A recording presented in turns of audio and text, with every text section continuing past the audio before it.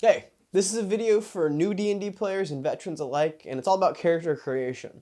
This isn't a character sheet tutorial. I'm not going to walk you through the different numbers and bonuses and proficiencies and stuff like that. This is a little more conceptual, and I really hope it's going to help you guys avoid the pitfalls that I see other people making when it comes time to show up to game night with a new D&D character. Before we get into the meat of the video though, I also do want to say thank you guys so much for the support on my last video. I gained like over 100 and change subscribers, so for everyone who thought the video was good enough to click that red button, thank you. That's just crazy. For those of you who aren't subscribed, one, subscribe, and two, hey, how's it going? I'm DM Denver. I wear the elf hat, and I'm here to hopefully make your tabletop dice rolling games just a tiny bit better, just a smidge. Give them a little zhuzh, a little gabagool. All this recent support has really motivated me. I want to start taking content creation a little more seriously, so if you like the video, you like my hat, or anything else, subscribing and sharing and liking and commenting is always really cool and appreciated. It's pretty neat. I think it's cool. Do you think it's cool? Yes, it is very cool. Liking and subscribing is awesome. But yeah, guys, I've seen a lot of stuff floating around recently, especially some of the 1D&D coming out with new class features. We're kind of getting a little bit back to basics in that way, because we're learning about these new classes and how they're going to function. One thing that doesn't change is like actually making a character, right? I don't know what Batman's stat block is, for example, but I know a lot about him as a character. Regardless of what sort of gadgets and tools he has at his disposal, it's still that same Batman-y goodness. It's still Batman, and we still like it, we still read it, regardless of what his mechanics are. I think there's a lot that we can take from that and apply it to our D&D games and to our characters. I got 7 tips for you guys to help make better Dungeons & Dragons characters, or tabletops in general. Let's not waste any time, let's get right into the list right now. The first tip I have is kind of for new players. I'm not gonna lie to you, the tip is avoid being the lone wolf. I can already see the comments coming. So let me preface this by saying you can do a lone wolf in Dungeons & Dragons. You can do that character that doesn't like having an intimate group of people that they're like working with. That can be done, but the ingredients to do it I don't think are in most D&D gaming tables' kitchens. Some of the things that you need to do that character concept is like that lone wolf are a party of people that are totally willing to take the time to rope that lone wolf into the adventure, because obviously this adventure is predicated on the idea that you want to be an adventurer. So if your character doesn't like people, kind of weird that they join an adventuring party, right? But you can do it. You can rope them in, you know, that takes the other players to spend the time to do it. So if you're doing that campaign where it's like, oh, we meet in a tavern, and the other characters are like, well, I don't know that guy, he doesn't seem to want to hang out, so we're gonna go on the adventure now later. It's a real thing, and it's a very valid thing for the rest of the party to do, because you kind of showed up to game night with an odd character concept. But sometimes Batman works for the Justice League, and we don't say that that's not Batman. So how can we have this character that features all these crazy cool lone wolf stories, and also can have like the Bat family and the Justice League, and sometimes a love interest and stuff like that? I'm not sure. I don't think that I have the time in this video to dive into that phenomenon super specifically, but I know you can do it. And he can still kind of be that like more isolated, more shadowy kind of figure, even on the Justice League, relative to the rest of the party members, and still work with them, and still be kind of a leader. So yeah, just avoid it early on until you've really gotten your feet wet in character creation, and then really talk to your DM and the other players. Which kind of segues me into my second tip, is adventuring takes a type. There are some character concepts and some styles of character that just don't work in a Dungeons & Dragons party, and that's fine. I don't know why there's always that need on like Reddit and other like message boards to be like how to make XYZ character in Dungeons & Dragons or some other tabletop. It just seems odd to me. For example, if you wanted to make a barbarian and your barbarian has this like really strict set of like tribal core rules from their clan or otherwise, where like if somebody makes a joke at them or something, they must fight that person in combat, and then the party has a rogue that is like a prankster, and then they prank the barbarian, and then now you're in the situation where that barbarian either has to like fight that rogue or concede on that aspect of the character. It would be better for everyone involved in that situation if you as a player didn't approach the game with that sort of character, or at least not with that aspect of the character. My third tip is make a character, not a class. What do I mean by this? You're making a character, and a character is whole other person and entity and conscious creature. It's gonna have thoughts and feelings and things that aren't related necessarily to the adventures they're going on or anything related to their ancestry, background, that sort of stuff. A lot of people will finish whole campaigns without having ever really realized a fully fledged out character. I think this is one of the leading reasons that other characters and other players at the table aren't super invested in maybe to what you've brought. So I think a cure-all to this is to just answer some lesser thought of questions about the character. Again, things that you're not gonna find in a PHB or a DMG or in any online forum. So yeah, I'm gonna ask a couple questions. I got 4 questions for you guys to answer in the comments down below about your current TTRPG character. If you can't answer these questions, I have a feeling you maybe made a class, not a character, so give them some thought, come back, drop an answer, and maybe look online for other like personality quiz type stuff, things you could do to help flesh out your character a little bit more. First one, what's your character's favorite food? Do you know? Ooh, you don't know, do you?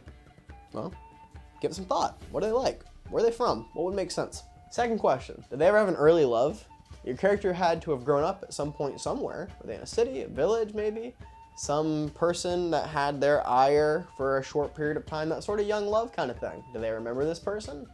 Do they look back on them fondly? Did this early love develop into something more elaborate that is remembered on the character now? Maybe that developed into their current spouse. I don't know. I'm not you as the person making your character. So let me know. Third question, pretty easy. What's their favorite season? There's 4 of them to choose from. Which one do they like the most? Why? What reason? Imagine at a gaming table, you have one character who really wants to find out some more stuff about what you've brought to the table, and maybe you know your group is traveling, and the Dungeon Master says if there's any conversations you guys want to have amongst yourselves, now would be the time to do so.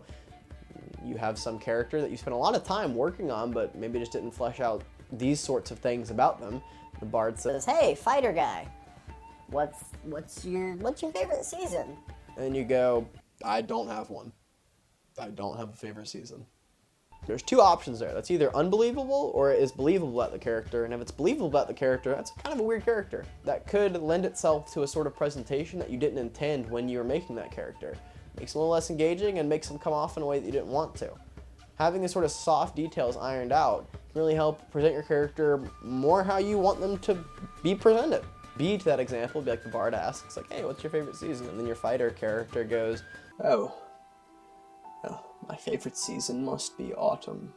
The amber color in the leaves reminds me of a root tea my mother would brew for us as the weather was changing from cool to cold. Reminds me of home. Neat. That's interesting. Like, what a cool thing to be able to just sit down at the table, and if the other characters want to take it as a hook to ask follow-up questions or voice their own perspectives, that's the sort of stuff that is the kindling and the wood that allows roleplay to burn. A final question for you in the 4-piece is, what is one thing that your character would not do or say for 1,000 gold? And if you made the sort of character that they would do or say anything for 1,000 gold, interesting. That's a concept. If you're playing like a paladin, for example, and you really want to have these like strong ironed out morals, but then over the course of the campaign, they take just any job that falls on the party in their doorstep or on their foot, that seems a little strange, and it seems again to lend itself by action and implication to a sort of character that maybe you didn't intend for. So having this stuff thought out, I think, really helps bring the character to life. My 4th tip for you guys, don't backload the backstory. That's pretty much it. I read a lot of cool backstories as a dungeon master, and they can vary in length, but there's a trap that a lot of players sometimes fall in where they put all the coolest stuff in the backstory, leaving some things left to be discovered. You don't want your character's best days to be behind them. You want them to be in front of them, especially if you're starting at a low level in your campaign where your character's going to be able to develop and, you know, have interesting new experiences on the adventure for you as a player and them as a character. Having those things tied together allows you to develop the character over the course of the narrative. I think is really important.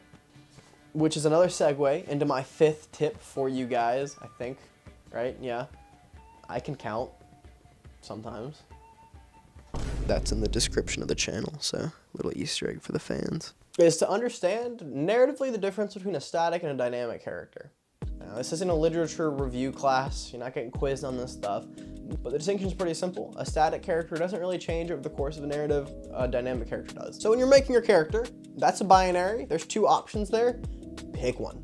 Pick one and be intentional with your characterization of whatever it is that you're making that lends to one or the other, static or dynamic. And let your dungeon master know what you're thinking. If you want to play a paladin, paladins can be super interesting as static characters. Their morals from level 1 to 20 aren't going to change. They're going to offer the same advice and same guidance to the party throughout. And those sorts of characters can be really great to help flesh out the development of the party, because you can use that static character as a focal point to track other characters' developments on things. The inverse is a dynamic character. We can use a paladin again too. Say you have a dynamic paladin who shows up to the table with very strong convictions on things that lend one way or the other, and they're very often, oh, this must be this way and that must be that way. And over experience and development, those tough lines that they once stood by start to soften and gradient out, and they realize the world has more shades of gray. Also super sick. That's a paladin, and the main engine between those two stories that you're telling is if it's static or if it's dynamic. So having that actively in your head when you're making and developing your character, super important. And letting the dungeon master know too.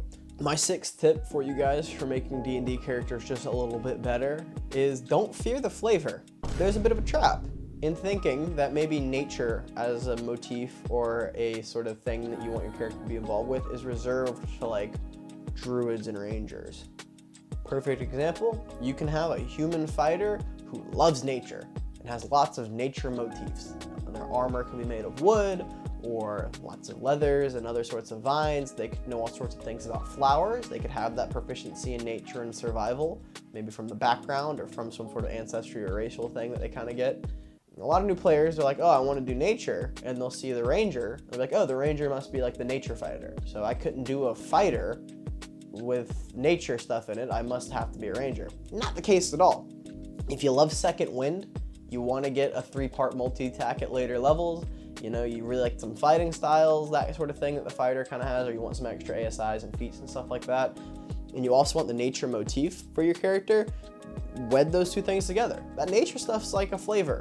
You can put that on anything. Bard, wizard, cleric, the list goes on. You don't need mechanical rules to develop those sorts of areas of the character. If they just like it or they're just involved with it based on their backstory, great. And you can substitute nature with all sorts of things. I hope that the point that I'm kind of getting at while using nature as an example is clear. The flavor isn't locked to any specific class for any specific reason. And then my 7th and final tip for you guys is make a character playlist. And this is pretty common wisdom, I think, at this point, but it's something I've taken personal advantage of and I really, really enjoy. So yeah, when you're making a character, after you've made your character, you're getting hype for the campaign to start, you know, maybe it's in between sessions, and you really want to continue to explore that character or iron out details or have a clear picture of what you want to bring to the gaming table, pick 10 to 12 songs, put it on a Spotify playlist.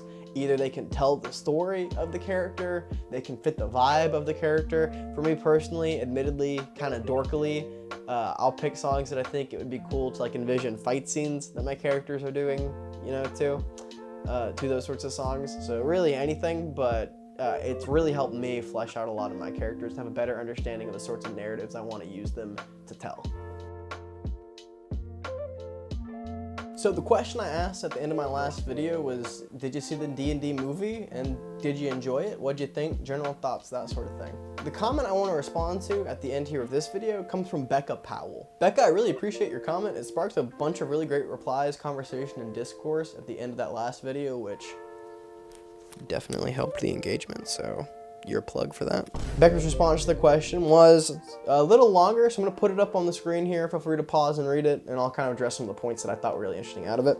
She agreed with my point about the resurrection stone. She agreed that it felt earned. Glad we agree. Bonus points for that. One of the interesting points that she brought up too was the interaction between a hero's journey and a party adventure. In the movie, in movie as a media format, we really want to follow a central character and a central protagonist, and so a lot of ensemble party adventures like the D&D movie, or maybe more popularly Guardians of the Galaxy, are still going to follow a central protagonist. So if people go and see the D&D movie, I think Becca's concern, and this is one I would agree with, they might expect that their individual character is going to get the same treatment that like Edgin did in that movie, and the Dungeon Master simply can't facilitate that level of attention to every single individual character for the party. It's why, as an adventuring party, it needs to be a party adventure come game night, but a hero's journey on the big screen, if that makes sense. So if you saw the D&D movie, definitely have that consideration in mind if you want to pick up the hobby, which definitely pick up the hobby, but just keep that in mind. And with that, I mean, I asked those 4 little bonus questions, so definitely feel free to answer those about your character in the comments down below. But the main question I want to ask for the end of this video, for those of you new around here, I do this like little Q&A thing. If you respond to the question I'm about to ask, you could be featured at the end of the next video I make, is what is your favorite D&D character that you've not made? Think about it for a second. Maybe you've watched a stream, or somebody at your table brought a character concept and fleshed it out in a way come the course of the campaign that you thought was really, really sick. Whatever the situation may be, what is your favorite Dungeons & Dragons character you've seen that you had no involvement in the creation of, really? Let me know. Why? Definitely excited to see the responses for this one. I think this is probably one of my more compelling questions, so be sure to sound off in the comments down below. So with that, guys, that is the end of the video. Thank you again for the continued support. Over 100 and some change new subscribers off a single video means so much to me. Lots of great comments, lots of great engagement. Be sure to share this video around. I want to try and keep the momentum going as best as I can. I'm still learning a lot about this whole YouTube thing. With that, for those of you new around here, I do end each one of my videos in a very consistent fashion, because I don't know how to otherwise properly end a YouTube video, and that is, of course, with a stealth check. A stealth check shows me how good I can sneak out of here and get you off to your next YouTubing adventure, maybe class or something. I don't know what you're doing while you're watching this. Probably eating. I really hope I get to the point where I'm that content creator that people go to when they're eating. You know, they just like look up D&D member, pop it on, and then they can eat. So if you're at that point, also let me know in the comments, because I think that'd be really funny. I do that with Gotham Chess. I'll pop his videos on when I'm eating just because I think he's funny. And I like chess, so. Anyway, stealth check to end the video. Damn. Fans of the show know I'm rolling at a +2. And that's what I rolled on that dice, so 2 + 2. More, I think, right? Yeah. Yep. Not very good.